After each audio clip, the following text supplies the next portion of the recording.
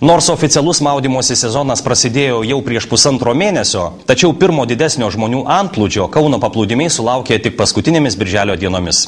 Deja, situacija nedžiugina. Trūksta ne tik persirengimo kabinų ar tualetų, bet ir šiukšliadėžių. Pirmoji didesnė poilsiautojų banga į Kauno paplūdimius plūstelėjo praėjusį savaitgalį. Deja, šiemet poilsiautojai vasarą mėgautis vėl priversti netvarkingose ir šiukšlėse skendinčiose paplūdimiuose. Smėlis negražu, šiukšlių pilna visur.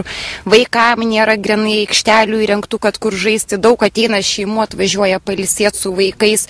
Nėra kur grinai, kad vaikas užsiimtų šiaip. Ir taip, kad kažkokių pavėsinių gražių būtų šiaip, kad galėtų atsisės kažką ten ir savo ten kokį šašlyką įsikepti, kad laužavietės kokios būtų sukurtos. Labai niūriai, atrodo labai prastai. Papildoma aikštelės, krepšinio, tinklinio, rankinio.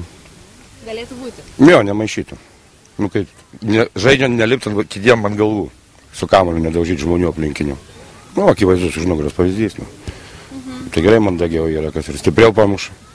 Žiūrėt, kad ant gulinčio neužlipti. Galėtų kur nors būti irgi tokiai padaryta. Poilsiautojai mano, kad paplūdimių priežiūra turėtų būti rūpinamasi nuolat. Deja, šiuo metu panašu, jog už tvarką atsakingi asmenys jiems paskirto darbo reikiamai neatlieka. Dėl to kyla pavojus poilsiautojų sveikatai. Mat aplink gausu ne tik įvairių šiukšlių, bet ir stiklų šukių.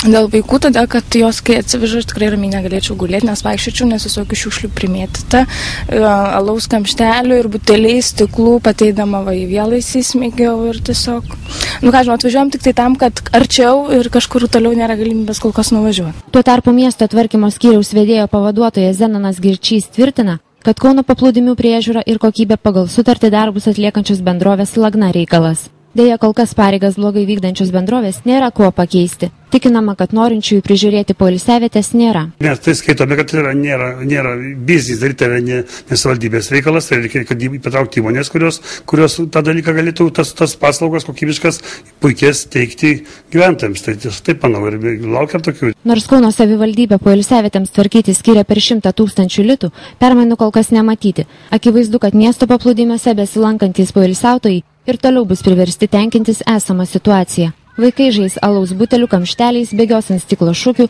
o tualetą atstos vandens telkiniai, kuriuose vėliau teks ir išsimaudyti.